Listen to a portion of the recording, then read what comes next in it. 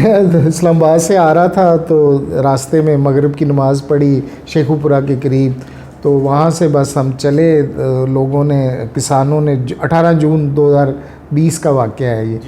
तो वो हाँ, रास्ते में जाई थी, वो ड्राइवर कहता है जी कि मैंने नमाज़, बल्कि मगरिब की नमाज़ ख़ुद पढ़ाई है और बिल्कुल मैं ठीक। ड्राइवर भी ताज़ा था। मैंने उससे कहा चाय पीते थे, वो कहेंगे नहीं सर घर जाके चाय पिएंगे। आधे घंटे में घर पहुंचना, घर वालों का फ़ोन आ रहा था तो मैंने उठाया नहीं। मैंने कहा अभी पहुंच जाएंगे।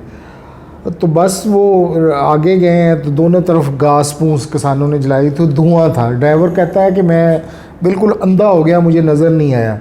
वो गाड़ियाँ आगे से पहले गाड़ी लगी, फिर उसने पीछे से गाड़ी राइट साइड से निकालने की कोशिश की तो पिछली गाड़ी ने हिट किया।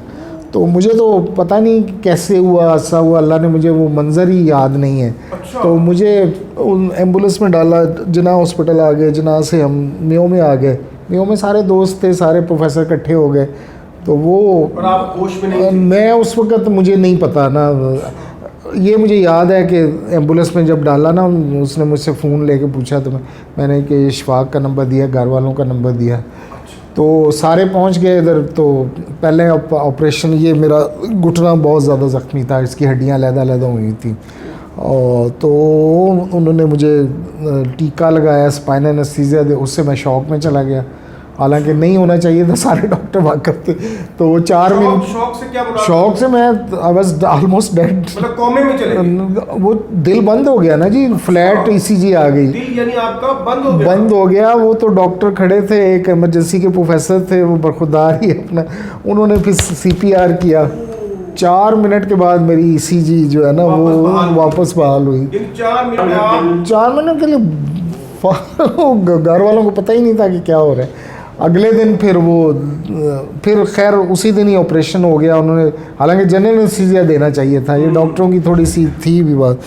उसके बाद फिर ऑपरेशन अगले दिन जब गया तो पहले हुआ था पेट सही था, अगले दिन पता हालत गैर होने लग गई, तो पता चला जी पेट में ब्लड है पूरा भरा हुआ।